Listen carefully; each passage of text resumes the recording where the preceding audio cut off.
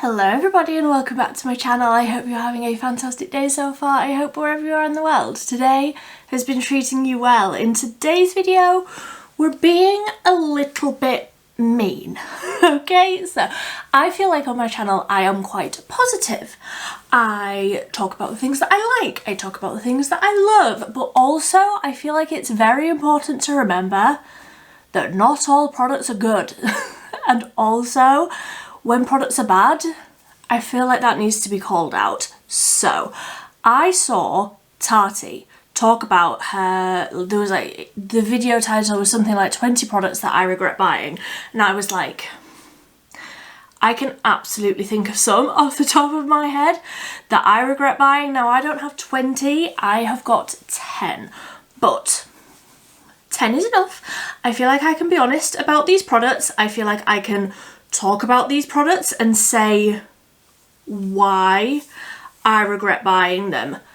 I'm not saying that these are necessarily bad products, but for one reason or another they just don't work for me and I regret buying them. So that's what we're going to be talking about today. If you like cruelty-free and affordable makeup reviews, that is what I do here. Hello, my name is Millie. I post 3 times a week on a Monday, a Wednesday and a Friday. I would love it if you would subscribe down below, and let's just dive straight on in with 10 products that I regret buying. So starting with the Catrice Metallic Spark Cream Eyeshadow. I should never have bought this. Firstly, I just don't really use a lot of cream eyeshadows. So why I bought this, I do not know. But I was hoping for something that would be quick, that would be easy, that would be metallic. And this is not.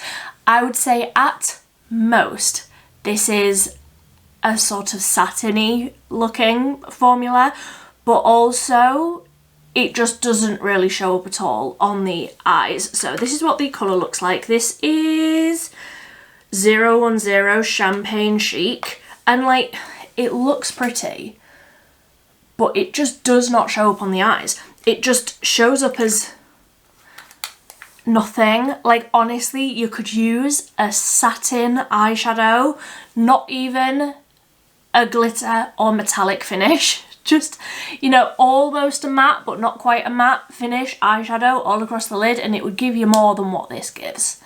It's so bad.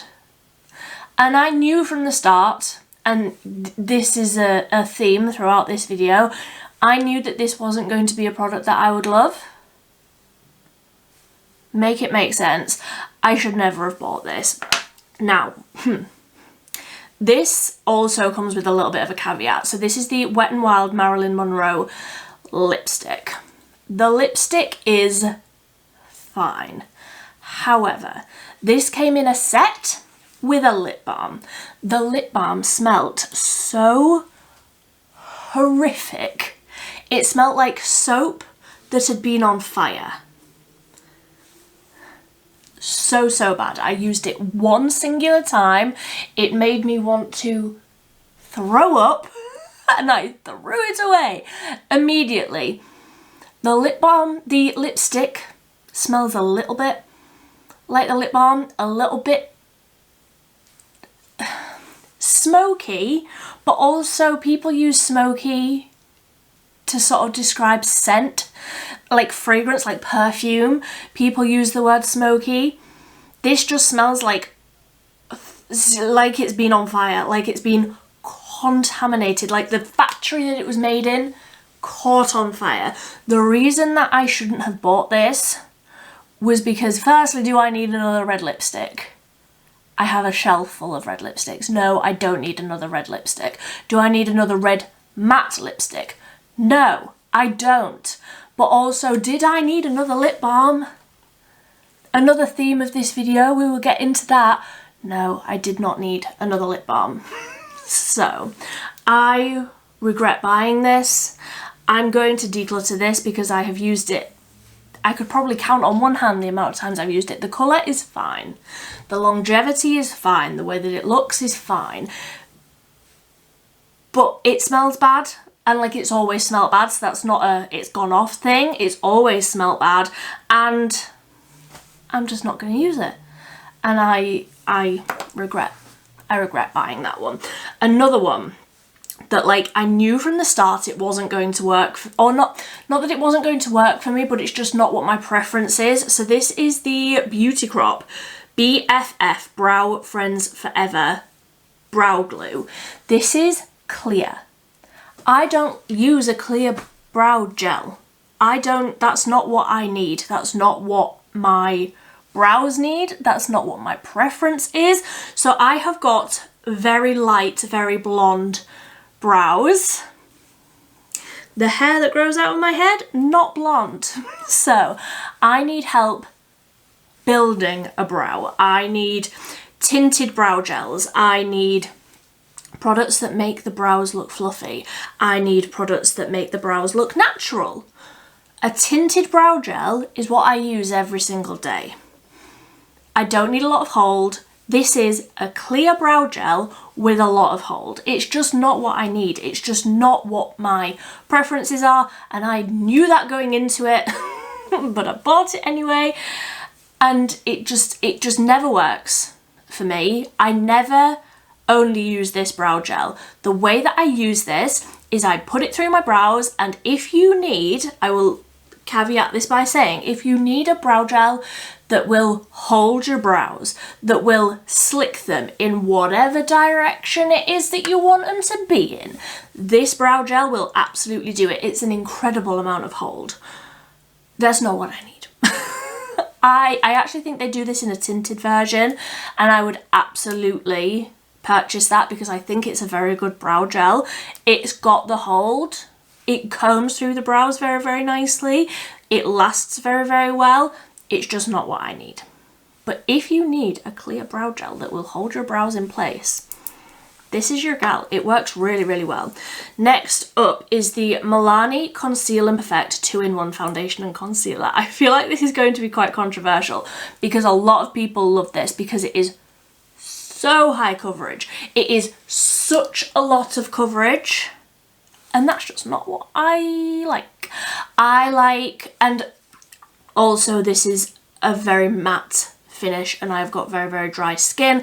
I like looking nice and glowy. I like a matte finish foundation, but there's just something about this being so matte and so full coverage, and so it's very thick, and it's just, I like it. I like it.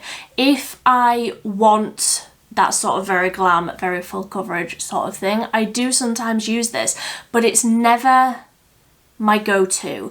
It's never a staple for me. There are always foundations that I would pick over this one. There is always a finish that I prefer, a texture that I prefer. It's just never been perfect for me, and I knew going into this one that I didn't really love a full coverage foundation, and I didn't really love something very thick, but I'd heard so many people talk about this and so many people say how incredible it was. I thought, you know what, let's just try it. And that's fine. I do absolutely advocate for trying something for yourself because you might like it. But for me, I knew going into it that this was going to be too much coverage for me. I knew going into it that it was going to be too thick for me, and I should have listened to that within myself because I knew that this wasn't going to be right, and I never reach for it. Honestly, I never ever really reach for it. I only reach for it if I'm filming and it's like a, I haven't used this in forever, let's try it again sort of video. And do I need a drawer full of products that fit into that video category? No, because then I'm always just picking the same thing for that video, and that's not the point, you know? I knew that this wasn't going to be right for me, so therefore I regret buying it. Also, made by Mitchell. I had such a hassle when I bought these. I bought all 4 of these eyeshadow palettes, and they took, I paid for next day delivery. They took weeks to come, like 3 weeks to come. These were about £20 each. You get 4 eyeshadows. The quality of the eyeshadows isn't good. I have used, like I say, I've got all 4 of them. I have used each of them maybe twice. And it's another one. I knew going into it that I didn't really love the formula of Made by Mitchell eyeshadows. And I thought maybe the quality would be improved, but also I knew I didn't like the packaging. I knew that I thought that the colour stories were a little bit odd. Like all of these little quads, I knew just by looking at the pictures online that I would need to supplement the eyeshadows that are in here with another palette to make any sort of look out of any of the 4 shades. Like I could never just use all 4 of these shades in one look really and feel happy with the look. Like of course I could, but the colour choice was a little bit odd, and I had a lot of people say that as well. That's not just a me thing. I know a lot of people struggled with the undertones of the colours in the eyeshadow palettes. It's just a little bit off. I knew that I would hate storing these because they're huge. For a quad, like these are huge. Like for example, this whole makeup look, in case you're wondering, this was posted a couple of days ago. This is also a quad, and it's like a quarter of the size, a third of the size. So much more convenient, and like the shades are actually good. The quality is actually good. What's this, like a 10th of the price? No. Honestly, even if I had paid like £5 for this eyeshadow palette, I still wouldn't think that the quality of it was worth that. And as soon as I tried them, I regretted buying these because I never reached for them. And I knew going into it that enough things would be wrong with it that I wouldn't love it. And I bought them anyway, but there we go. Next up, the Collection Diamond Shine Highlighter. I regret buying this as a highlight. I do use this on my eyes. This is so chunky glittery, but also like not really anything at all. If I just like really try and like dig into this, you will see it is like a very dispersed chunky glitter, but that on the cheeks was never going to be my vibe. If I'm using a highlight, I want it to be as if I'm not wearing a highlight literally every single day, but when I use a highlight, I want it to be very smooth. I want it to look glowy. I don't want a single speck of glitter. And I bought a glitter, like a sheer glitter highlight. Can somebody please explain my thinking there? Like I say, I like it as an eyeshadow. I'm never going to use this whole thing. And also there are other actual eyeshadow toppers that I can use instead of this, and I never really reach for it, even as an eyeshadow topper. If this was in like a tiny little pan that I could put in an eyeshadow palette, I would probably use it, but because it's just by itself and it's big and like I'm just never, like I never go into the drawer where this product is stored for this sort of product. And I knew that I wouldn't like this as a highlight going into it, but I bought it thinking I would probably use it more as an eyeshadow, and it's just not one that I really reach for because it just doesn't really fit the vibe for me. So next up, sort of similar but also a little bit not similar. This is the Physicians Formula Butter Blush. This is in the shade Natural Glow. I knew from looking at this online that this wasn't going to be a blush for me, but also I still bought it. It's very, very soft. It's very smooth, but also, if I show you that there, the undertone of it, even as a highlight on my skin, is just a little bit off. It's not really the right undertone for a highlight for me. I thought maybe it would be like a blush topper, but also the colour just doesn't really work for that. Again, another one I don't really use. I have put this in so many project pans just to try and get a little bit of use out of it, and I never reach my usage goal on it because it's just never what I want. As a blush topper, it's the wrong undertone. As a highlight, it's the wrong undertone. It just doesn't really fit anywhere in my makeup collection. Like, the colour is just wrong for me. And I saw the colour with my own two eyes online, and I still decided to click buy. Anybody care to make it make sense? Next up, so this is 1, 2, 3, 4, 5, 6, 7, number 8. We have got literally all of the P. Louise lip balms, lip oils, lip conditioners, all of the things that you got 5 of every single month in the P. Louise budget boxes.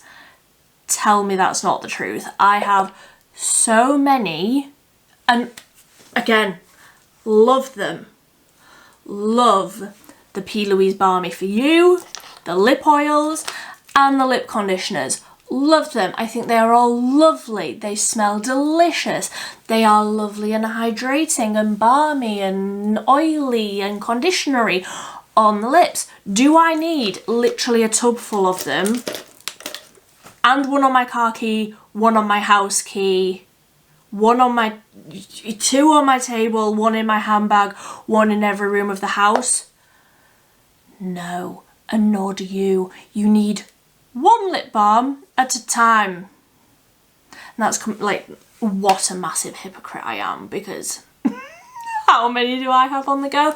I have different flavours. Do you need that? No, you do not. Do I need that? No. Nobody needs that. Nobody needs. How many do I have? 10 different lip oils that all smell different, so you can convince yourself that they're not the same. They're the same. I'm talking to me. They're the same. You don't need any more. And honestly, like, that's one of the reasons why I don't get the P. Louise budget boxes anymore, because if I get another lip oil, lip conditioner, lip balm, whatever it is, I don't know what my brain's just going to explode, because why? You don't need them. You all have a lip balm. Stop buying more lip balms just because they smell different, okay? You don't need them. I don't need them. I regret buying all apart from 1, because you need 1. Okay, that's all you need. Now, we've got 2 eyeshadow palettes, and I feel quite differently about these actually. First up is the Revolution Hyper Real eyeshadow palette, okay? I knew coming into this that this was an all shimmer eyeshadow palette. Similarly to the Made by Mitchell palette, you need to supplement something in with this to get basically any use out of it. And for me, if I'm going to pick up another eyeshadow palette to put with this one, I'm probably just going to use the other one because it will have a shimmer in it. I just never reach for these. They're pretty. They're nice. I know myself, and I know that I so incredibly rarely use a whole palette that is just shimmers. This is also quite pink based. I don't use or like a lot of pink eyeshadows on me, just my undertone, because I'm very fair. It just doesn't work for me. I don't find it very flattering on myself. I don't love a pink on me, and I knew coming into this that this was a shimmery eyeshadow palette. And these are also like creamy, some of them are a bit duochromy, but honestly they just don't even compare, and I knew coming into it that they would not compare with indie brand duochromes. And also, like, they are tiny, and this is like a fairly substantial palette to just have that. It's just never one that I reach for, and I'm like, all of these I think I'm gonna probably declutter most, if not all of them. And then the last product that I regret buying, and again I knew coming into it that this wasn't going to be my perfect product, but am I going to continue to buy this product category? 100% I am, and I don't want to hear anything about that. my life choices are my life choices, but I knew I wasn't going to love this. I knew from the pictures that the colour story of this was just not good, but also I bought it thinking it would change my mind, and it just didn't. So this is the Beauty Bay Daydreamer 20 colour palette. 20 shades of beige, well, 18 shades of beige, a dark purple and a green. This colour story is just nothing with a pop of green. Like, nothing with a pop of green. That's what you should have called this. When I think of my daydreams, do I think of this palette? No. And another one, I knew coming into it, this was never going to be my perfect palette. Am I going to continue to buy these limited edition palettes from Beauty Bay because I like to try them and because I need to feel like I've seen it with my own two eyes? Absolutely, yes, I am. But also, I knew from seeing the pictures of this online, it was never going to be my perfect palette again. Very, very pink based, just not a pink kind of girl. Not my vibe. But that is everything. I would love to hear, what products have you bought recently that you regret buying? What products did you buy knowing that you weren't going to love them? Because I don't believe that anybody hasn't done that, unless you show a lot of restraint, which I feel like so few of us are able to do that. But I would love to hear what products you regret buying. Have you bought any of the same products that I have here that you also regret? Because then we can bond on the fact that we both made a mistake. So if you enjoyed this video, don't forget to give it a big thumbs up. If you want to see more from me, you can subscribe down below. I promise next time it will be a little bit more positive. I don't generally do these negative videos here, but I just felt like it's good to throw in every now and again, just to prove to you that I don't think everything is great. But until next time, thank you ever so much for watching. Bye.